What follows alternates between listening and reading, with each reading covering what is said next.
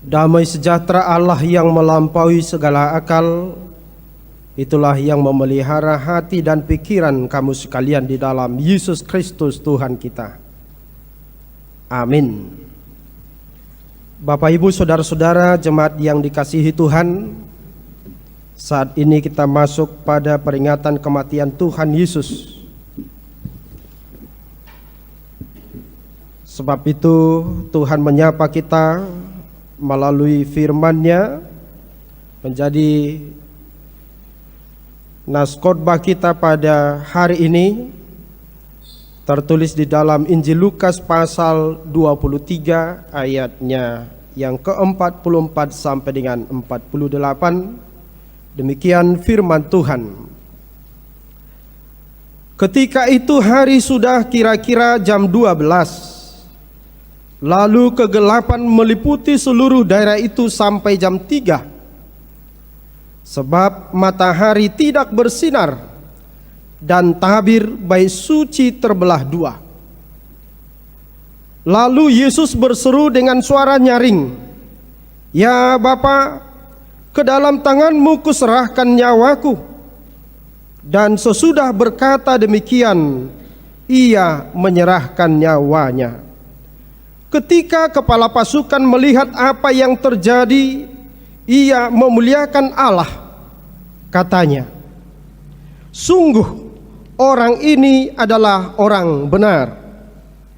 Dan sesudah seluruh orang banyak yang datang berkerumun di situ untuk tontonan itu, melihat apa yang terjadi itu, pulanglah mereka sambil memukul-mukul diri. Demikian pembacaan firman Tuhan. Saudara-saudara jemaat yang dikasihi Tuhan kita Yesus Kristus, peristiwa kematian Yesus adalah sekali untuk selama-lamanya. Sekali Yesus melakukannya, sekali Yesus mengerjakannya, semua selesai dan sempurna. Tetapi kita memperingati sekali setahun sesuai kalender kehidupan kita.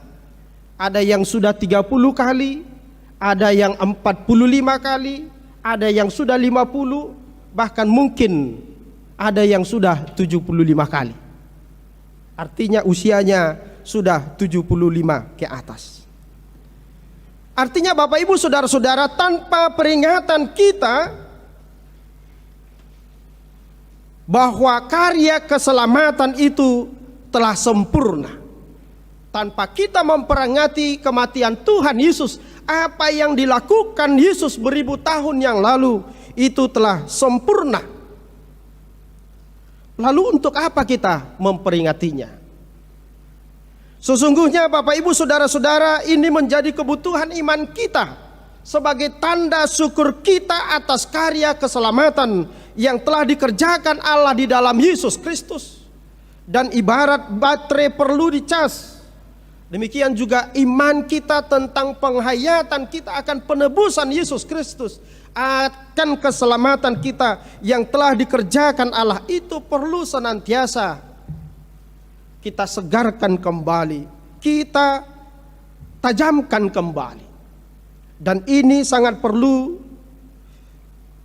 karena rutinitas kita, apakah kesenangan maupun kebahagiaan kita, mungkin masalah kita, mungkin pergumulan kita atas penyakit, dan termasuk juga atas kondisi kita sekarang.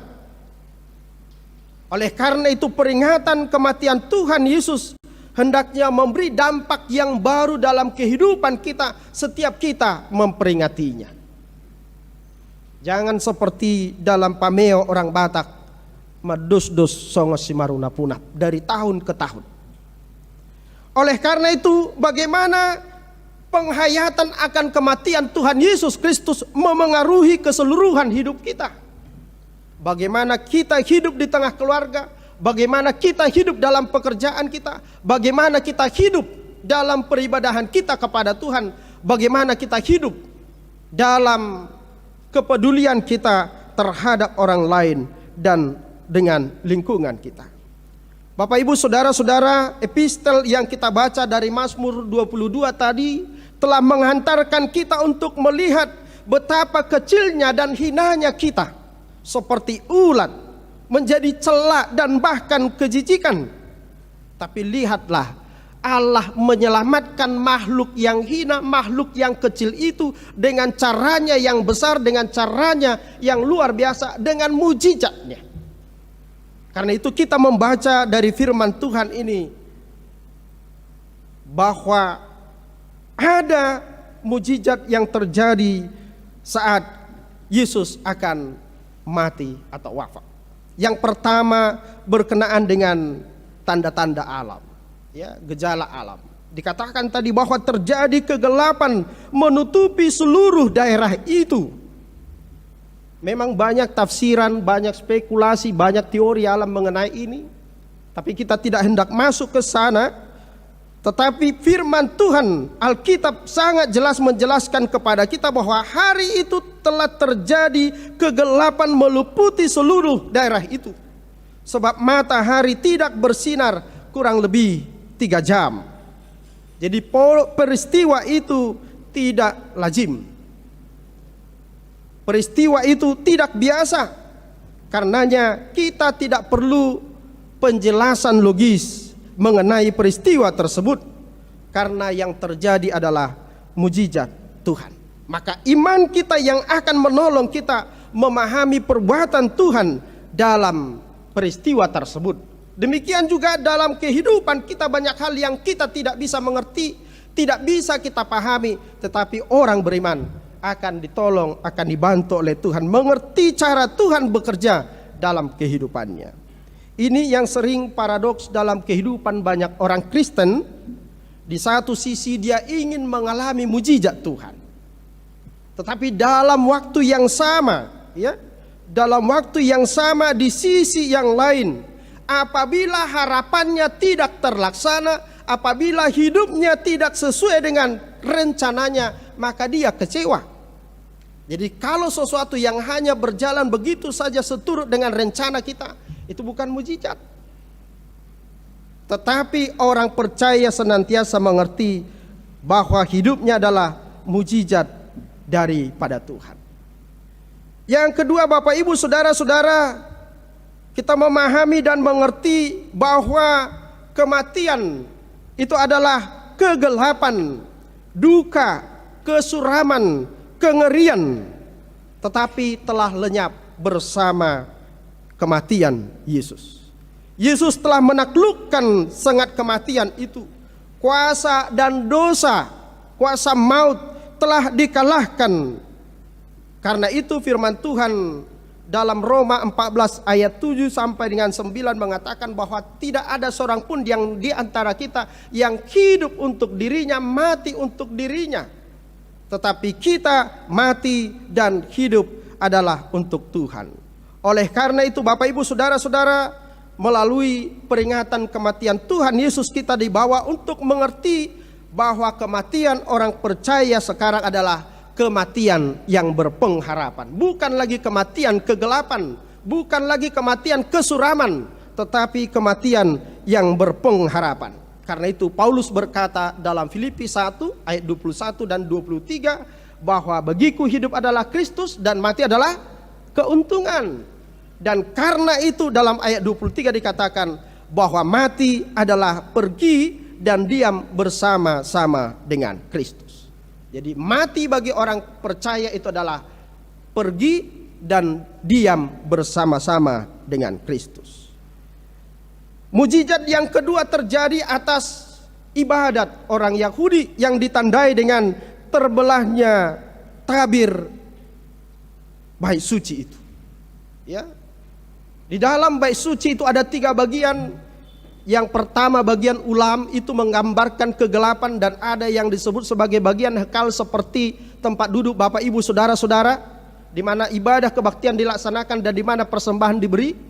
Dan ada bagian yang ketiga disebut dengan debir, yaitu tempat di mana tabut perjanjian Allah itu ditempatkan, dan bahwa tempat itu sebagai simbol kehadiran Allah.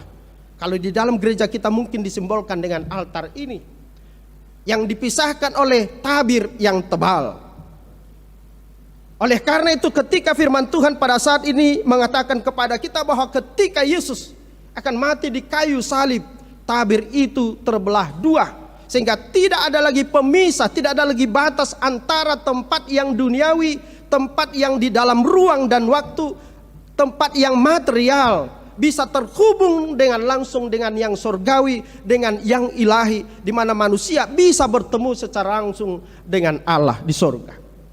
Nah, ini jugalah yang digambarkan dengan simbol salib itu, bahwa salib Yesus itu menunjukkan jalan hubungan bagi kita, relasi secara vertikal kepada Allah pencipta kita, tetapi dalam waktu yang sama Allah menunjukkan solidaritasnya kepada manusia, dan demikian juga lewat salib itu kita diajak bagaimana kita peduli dengan kehidupan sesama kita, peduli dengan kehidupan dunia dalam relasi horizontal kita.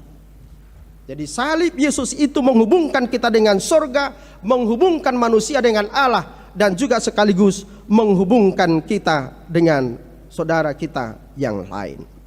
Bapak, Ibu, saudara-saudara yang dikasihi Tuhan kita Yesus Kristus. Yang ketiga, firman Tuhan berkata, "Ya Bapa, ke dalam tangan-Mu kuserahkan nyawaku." Dan ketika kepala pasukan melihat apa yang terjadi, ia memuliakan Allah, katanya, "Sungguh orang ini adalah orang benar." Dan sesudah seluruh orang banyak yang datang berkerumun di situ untuk tontonan itu melihat apa yang terjadi, pulanglah mereka sambil memukul-mukul diri. Kenapa? Apa sebabnya? Itu artinya bahwa ada yang tidak biasa yang mereka lihat, yang dilihat oleh kepala pasukan itu dan dilihat orang banyak itu. Yesus tidak mati seperti korban salib pada umumnya. Yesus mati bukan karena penderitaan itu. Yesus mati bukan karena salib itu. Ya, karena biasanya orang yang dihukum di salib itu bisa hidup menderita berhari-hari lamanya. Jadi tidak hari itu disalibkan dan hari itu mati, tetapi mereka akan mati dengan haus, menahan haus dan lapar. Ya. Bisa 2 hari, bisa 3 hari, mungkin bisa seminggu, tergantung daya tahan seseorang itu. Ya.